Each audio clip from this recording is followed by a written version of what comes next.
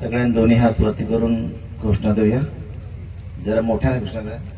हा, जे लवकरात लवकर आपलं गुरुकुल उभं राहिलं पाहिजे.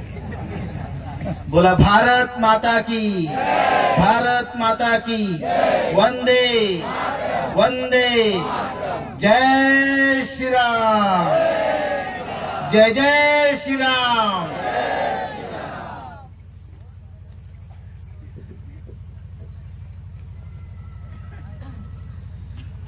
आजच्या आपल्या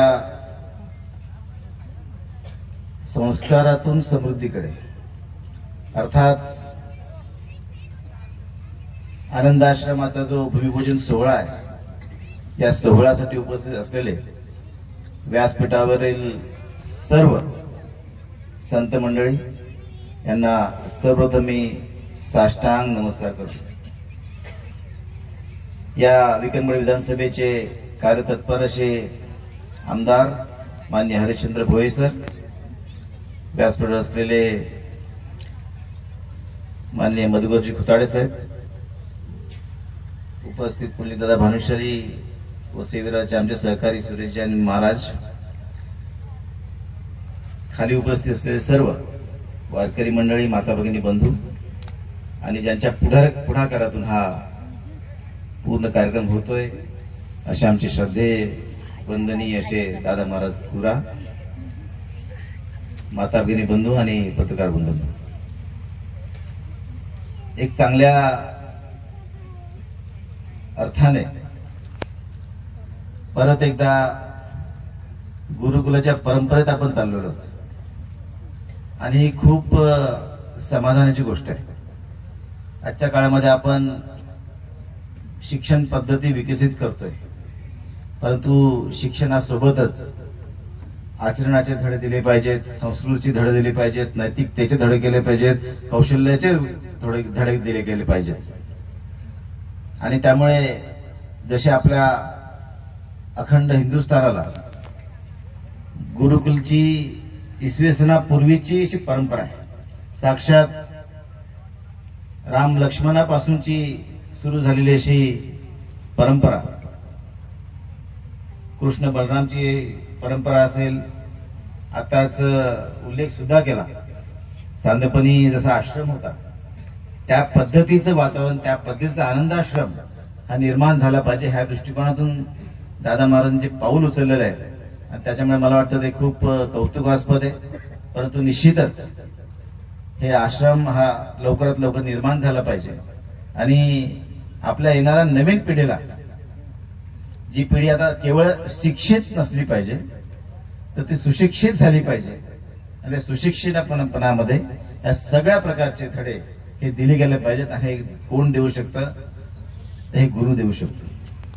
आणि त्याच्यामुळे आपण बघतोय की ज्यावेळेस आपल्या देशाचे यशस्वी पंतप्रधान नरेंद्र मोदीजींनी शपथ घेतली त्यावेळेस साक्षात त्यांच्या व्यासपीठावर त्यांना आशीर्वाद देण्यासाठी सर्व संत मंडळी उपस्थित होते.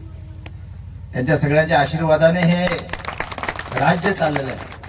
आणि आपण बघतोय की गेल्या 10 वर्षामध्ये एक आमूलाग्र बदल सर्वसामान्यांमध्ये होताना दिसतोय. आणि त्यामुळे काही वर्षापूर्वी असं पार्लमेंटमध्ये, आता मला तुम्ही पार्लमेंटमध्ये पाठवलेलं आहे, आणि त्याच्यामुळे पार्लमेंटमध्ये असं चित्र वेगळं होतं आणि आताच्या पार्लमेंटमध्ये चित्र असं दिसतंय की विरोधी पक्षांना सुद्धा शिवजींचा फोटो दाखवायला लागतोय, रामकृष्णांचा फोटो दाखवायला लागतोय की आम्ही सुद्धा त्यांना मानणार आहोत. हे त्यांना सांगावं लागतंय. हा बदल झालेला आहे, हा बदल धर्मामुळे झालेला आहे. आणि त्याच्यामुळे ज्या पद्धतीने आपल्या भारतवर्षामध्ये धर्माचं वातावरण सुरू झालेलं आहे, 22 जानेवारीला आपला राम मंदिराचा सोहळा सगळ्यांनी याची देहीने याची डोळा अनुभवलेला आहे. आपण सगळेजण खरं तर खूप नशीबवान आहोत की अशा प्रकारचं धर्माचं काम होतंय.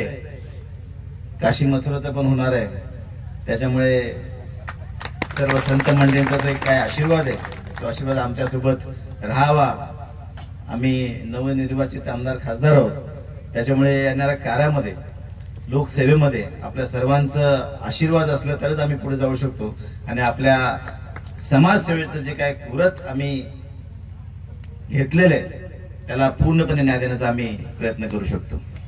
निश्चितच आता इथे काही अडचणी सांगितल्या की जरी भूमिपूजन सोहळा झाला तरी सुद्धा ते लवकरात लवकर पण आनंदाश्रम उभा राहणं गरजेचं आहे.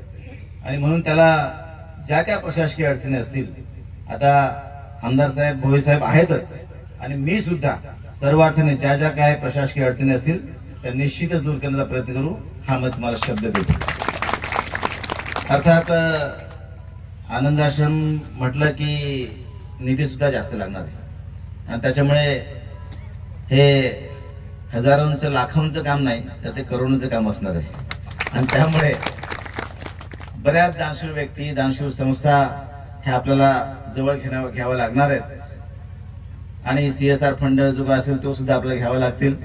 आणि त्याच्यामुळे निश्चितच जे व्रत आता तुकाराम महाराजांनी घेतलेले ते पूर्ण करण्यासाठी आपण सगळ्यांनी निश्चित प्रयत्न करूया, आणि येणाऱ्या काळामध्ये जास्तीत जास्त निधी उभा करून हा आनंद आश्रम सर्वार्थाने आनंदाचा करूया, जेणेकरून जी पुढची पिढी असेल त्या पुढच्या पिढीला आपण सांगितलं पाहिजे, एक मानसिक समाधान आपलं असलं पाहिजे की पुढच्या पिढीला आपण केवळ शिक्षित केलं नाही, ते गुरुकुल पद्धतीचं एक शिक्षण देऊन सर्वार्थाने या समाज मनामध्ये एक सज्जन शक्ती निर्माण होईल, ह्यासाठी आम्ही प्रयत्न करतोय. आणि म्हणून संत मंडळीने आम्हाला सगळ्यांना आशीर्वाद द्यावा, आपल्या सगळ्यांचं सहकार्य अपेक्षित आहे. खूप खूप धन्यवाद.